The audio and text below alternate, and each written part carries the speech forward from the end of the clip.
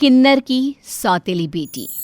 महिमा एक किन्नर थी, लेकिन समाज सेवा में वो हमेशा आगे रहती। क्या रे महिमा, तू क्यों सारा दिन ये लोगों को पानी पिलाती है, कभी खाना देती है? तू कमाती जितना है उतना तो लोगों के लिए लगा देती है।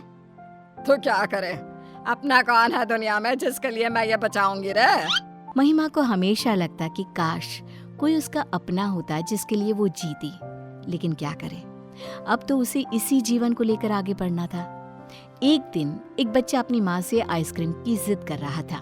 नहीं माँ, मुझे ये चाहिए मुझे खाना खाना है मुझे। उसी बच्चे को बोलते बोलते खांसी भी आ जाती है। नहीं बेटा, मैं आपको अगले हफ्ते आइसक्रीम खिलाऊंगी जब आपकी तबीयत ठीक हो जाएगी, ठीक है ना मेरा राजू बेटा है तू।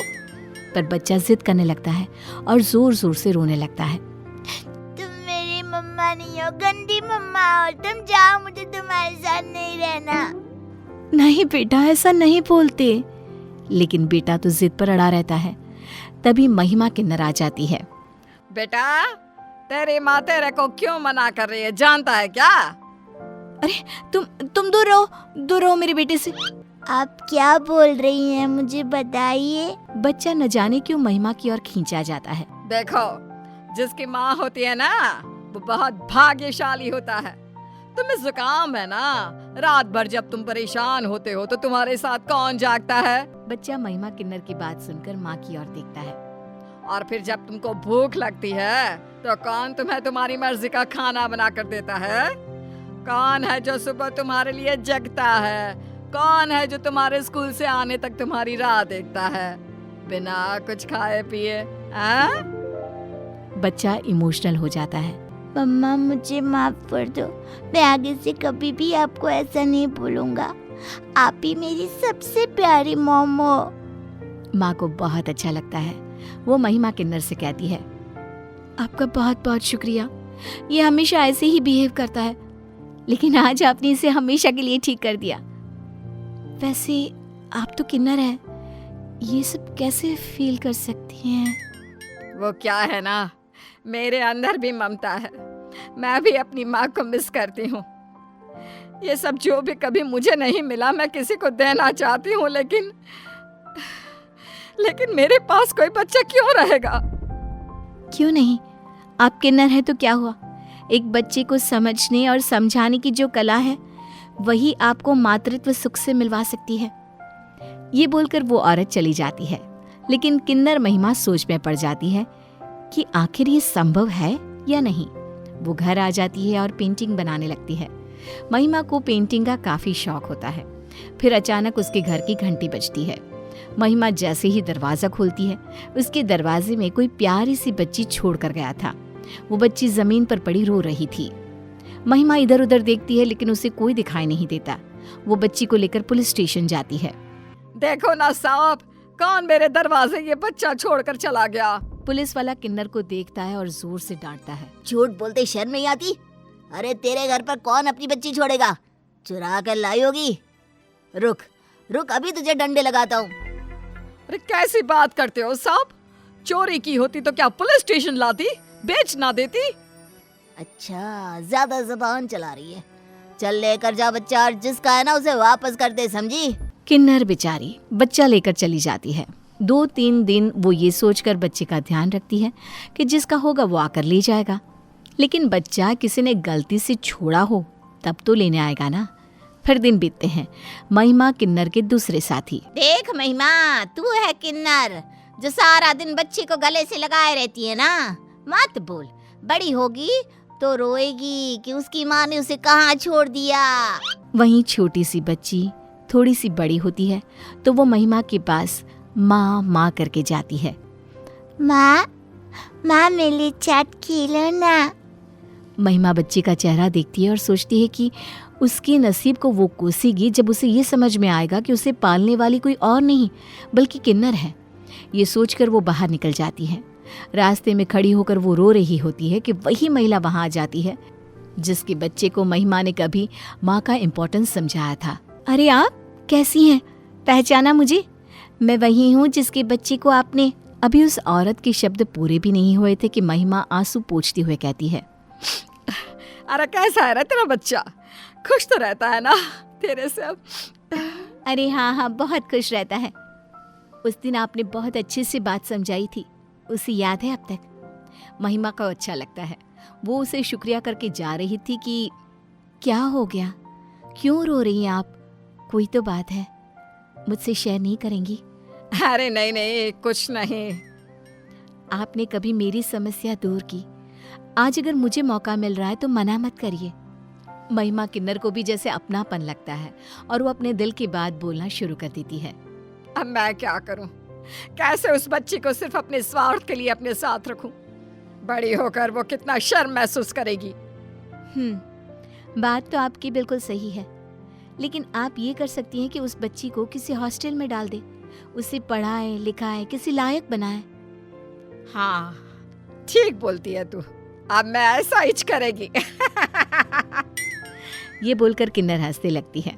चलो फिर इसी बात पर एक फोटो हो जाए। महिमा अपने फोन से दोनों की फोटो लेती है और चली जाती है। किन्नर को उसकी बात ठीक लगती है। वो उसे नैनीताल के एक हॉस्टल में डाल देती है। इधर एक दिन, हाय रे महिमा, तू तो इतनी मेहनत करती है, 2 रोटी खानी है और सारा दिन सारी शाम काम में लगी रहती है। पैर देख तेरे कैसे सूज गए हैं। क्या करेगी इतना पैसा कमाकर? अरे वो रिन्नी की फीस हर साल बढ़ रही है ना, फिर जानती है ना बड़े स्कूलों का कितना पंगा होता है। लेकिन अपनी सेहत का भी तो ध्यान रखा कर, तुझे कुछ हो गया तो भी इतना तो जमा कर ही लिया है कि उसे जीवन में कोई परेशानी ना हो। अब क्या था, रिन्नी की पढ़ाई के लिए महिमा किन्नर कड़ी मेहनत करती। वो रात में कब सोती, सुबह फिर कब काम पर जाती। उसे जीवन किसी मिशन सा लग रहा था। वहीं दूसरी तरफ रिन्नी के स्कूल में, अरे रिनी, तेरे घर से कोई आता क्यों नहीं? बस फोन पर तेरी बात होती है। वो क्या है ना, मेरी माँ इंडिया में नहीं रहती और विदेश में जहाँ वो काम करती है वहाँ उससे छुट्टी ही नहीं मिलती। हाँ, पर कोई तो फोटो होनी चाहिए ना। तो एक काम कर, तेरी माँ से उनकी फोटो मंगवा ले, हम भी तो देखे तेरी माँ को। रिन्नी महिमा को फोन करती है। माँ मेरी सहेलियाँ ना आपकी फोटो देखना चाहती हैं। और सच कहूँ तो मैं भी आपको कभी नहीं देखा, प्लीज अपनी कोई फोटो भेज दो। महिमा एक बार तो सोचती है कि वो रिन्नी को सारी बात बता दे, लेकिन फिर हाँ क्यों नहीं, जरूर। तो बस माँ, मैं फोन रख रही हूँ, अब जल्दी से फोटो भेजिए। रिन्नी फोन रख देती है और किन्नर परेशान हो जाती है। वो परेशान होकर फोन देख ही रही होती है कि उसे अपनी और उस औरत की फोटो दिखती है जिसकी कभी उसने मदद की होती है। इस फोटो में खुद को एडिट करके रिन्नी को भेज देती हूँ। किन्नर अब अपनी फोटो को काट कर उस औरत की फोटो रिन्नी को भेज देती है। ओह वाओ, मेरी माँ कितनी सुंदर है। तभी तो मैं भी राजकुमारी से कम नहीं हूँ। किन्नर अब रिन्नी से रोज बात करती और फिर वो दिन भी आ जाता है जब रिन्नी की पढ़ाई पूरी हो जाती है और वो अपनी माँ से मिलने के लिए एक्साइटेड हो जाती है। माँ मैं आ रही हूँ, अब तो हम दोनों खूब घूमेंगे, खूब मजे करेंगे। अरे पर तेरे को तो दिल्ली जाने का है ना, वहाँ मैंने तेरा सारा इंतजाम किया है। IIT में तेरा इंटरव्यू है। रिन्नी रोने को हो जाती है। पर माँ मैं तो, लेकिन किन्नर महिमा उसे किसी भी तरह से दिल्ली जाने को राजी कर लेती है। फिर 4 साल बाद रिन्नी जब एक बड़ी कंपनी में एक बड़े ओहदे पर होती है तब, माँ तू बुजुर्ग हो गई है, तेरी आवाज में अब वो खनक नहीं रही। माँ तू मुझसे मिलती क्यों नहीं है, मैं तेरे साथ रहना चाहती हूँ। अरे नहीं रे, ऐसा कुछ नहीं, तू बिजी रहती है ना, तो मैं सोच रही थी कि देख माँ, मैं अब सब कुछ सोच चुकी हूँ। तू मेरे पास रहने नहीं आई तो मैं सब कुछ छोड़कर तेरे पास आ जाऊंगी। ना ना ना, ऐसा ना बोल बिटिया, मैं आ रही हूँ, टिकट देखती हूँ। अपना फ़ोन चेक कर माँ, दिल्ली की फ़्लाइट की टिकट तेरे फ़ोन पर आ गई है। कल की फ़्लाइट है, आ जाना। एयरपोर्ट पर कार आ जाएगी तुझे लेने, फिर ऑफिस के बाद मैं तुझे मिलूंगी। महिमा खुश हो जाती है। जीवन में पहली बार एरोप्लेन में जा रही होती है। वो दिल्ली पहुंचती है जहां कार वाला महिमा का प्लग बोर्ड हाथ में लेकर खड़ा होता है। वो कार से घर आती है कि महिमा का फ़ोन आता है। माँ खाना खा लेना, मैं शाम को आऊँगी। शाम होते होते रिन्नी के कई दोस्त आ जाते हैं और अंत में जब महिमा के सामने रिन्नी आती है तो, तुम कौन हो, मेरी माँ कहाँ है? महिमा रिन्नी को गले लगाती है और बचपन से आज तक की सारी कहानी सुना देती है। मैंने ये बात सिर्फ इसलिए छुपाई कि कहीं तुम रिन्नी महिमा को जोर से धक्का देती है। झूठ झूठ बोल रही हो तुम, निकलो यहाँ से, अभी निकलो, जाओ। लेकिन मैं कहाँ जाऊंगी? रिन्नी जो गुस्से में होती है, कहीं भी जाओ, मर जाओ, लेकिन जाओ यहाँ से। महिमा रिन्नी की हालत समझ सकती है।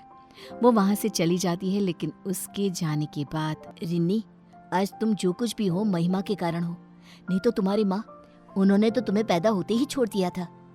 अगर ये मेरी माँ होती या फिर जो कुछ इसने तुम्हारे लिए किया मेरे लिए करती, तो मैं इसे कभी ना छोड़ती। आज तुम जिंदा हो तो सिर्फ और सिर्फ इसी के कारण। अब रिन्नी को अपनी गलती का एहसास होता है।